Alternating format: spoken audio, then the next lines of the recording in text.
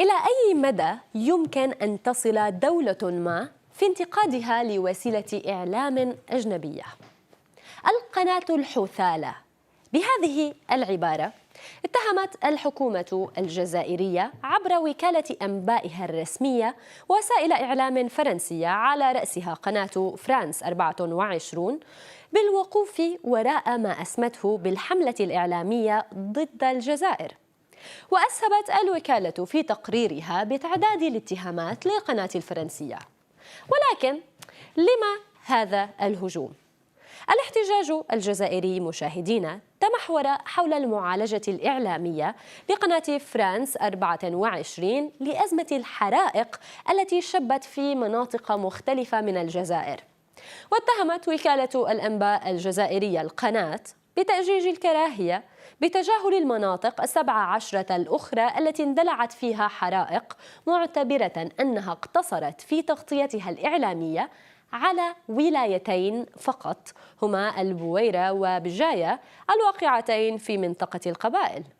وبحسب بيان وكالة الأنباء الجزائرية فإن هذا التعامل يأتي خدمة لما وصفته باللعبة الخبيثة التي تخطط لها حركة ماك.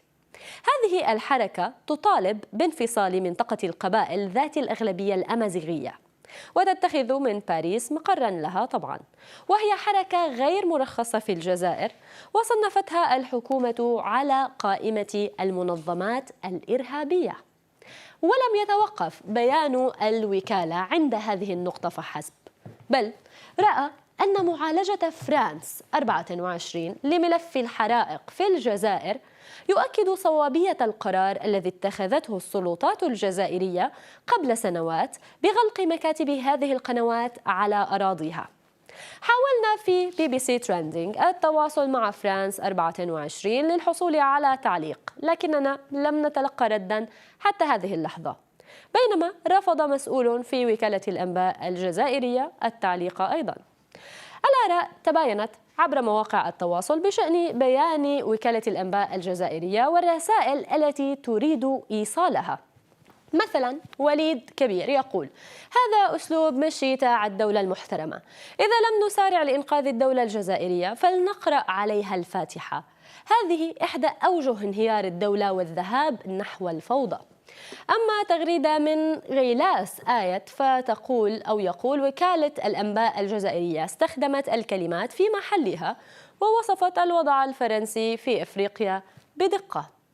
تغريدة من شوقي بن زهرة يقول: ظننت أنه تعليق في إحدى الصفحات الذبابية، فإذا به مقال في وكالة الأنباء الرسمية التابعة للجزائر أو للرئاسة الجزائرية.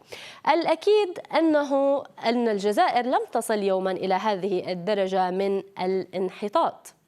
تغريدة أخيرة من حساب ألفا يقول: التراشق الأخير بين وكالة الأنباء الجزائرية وفرانس 24 وابتهاج وتهليل الجماهير العريضة دليل على إصابتنا بزهايمر في مراحل متقدمة.